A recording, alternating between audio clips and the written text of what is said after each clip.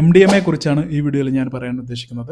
രക്ഷിതാക്കൾ ഇത് കേൾക്കണം, നിങ്ങളുടെ മക്കൾക്ക് അയച്ചു കൊടുക്കുകയും വേണം. നിങ്ങളുടെ മക്കൾ MDMA ഉപയോഗിക്കാൻ സാധ്യതയില്ല, പക്ഷേ MDMAയുമായിട്ട് ബന്ധപ്പെട്ടുള്ള പലരെയും അവർക്ക് പരിചയം ഉണ്ടാകാൻ സാധ്യതയുണ്ട്. MDMA എന്ന് പറയുന്നത് മെഥിലിൻ ഡിയോക്സി മെത്താംഫിറ്റമിൻ എന്ന് പറയുന്ന ഒരു രാസപദാർത്ഥമാണ്. തുച്ഛമായ എമൗണ്ട് കൊണ്ട് രാസപദാർത്ഥങ്ങൾ വാങ്ങിയിട്ട് ലബോറട്ടറികളിൽ ഉണ്ടാക്കുന്ന സിന്തറ്റിക് ആയിട്ടുള്ള ഒരു കെമിക്കലാണ് മാർക്കറ്റിൽ വലിയ വിലക്കാണ് വിൽക്കുന്നത്.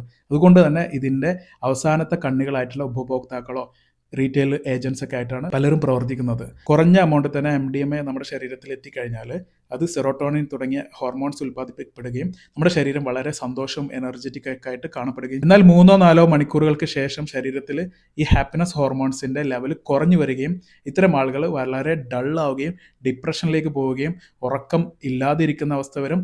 ചിലപ്പോൾ കണ്ടിന്യൂസ് ആയിട്ട് ഉറങ്ങുന്ന ഒരു അവസ്ഥയും വരും. അപ്പം ഇത്തരം ലക്ഷണങ്ങളൊക്കെ ആരുടെ അടുത്തേയും കാണുകയാണെങ്കിൽ ഒരു പനിയൊക്കെ വന്നാൽ ഡോക്ടറെ കാണിക്കുന്നത് പോലെ തന്നെ ഒരു സൈക്കാട്രിസ്റ്റിനെ കാണിക്കേണ്ടതാണ്. നിങ്ങൾ ഒരിക്കലും സിന്തറ്റിക് ഡ്രഗ്സ് ട്രൈ ചെയ്ത് നോക്കരുത്.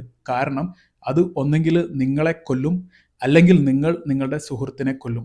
ഇത് ഇനിയും ആവർത്തിക്കപ്പെടാൻ സാധ്യതയുണ്ട്. ഇത് ഉപയോഗിക്കുന്ന ആൾക്കാർക്ക് ഹലൂസിനേഷൻ, വിഭ്രാന്തി, അതായത് നമ്മളെ ആക്രമിക്കാൻ വരുന്നതായിട്ട് നമുക്ക് തോന്നുകയും എപ്പോഴും നമ്മൾ നമ്മുടെ കയ്യിൽ ആയുധം കൈവെക്കുകയും ഒക്കെ ചെയ്യും.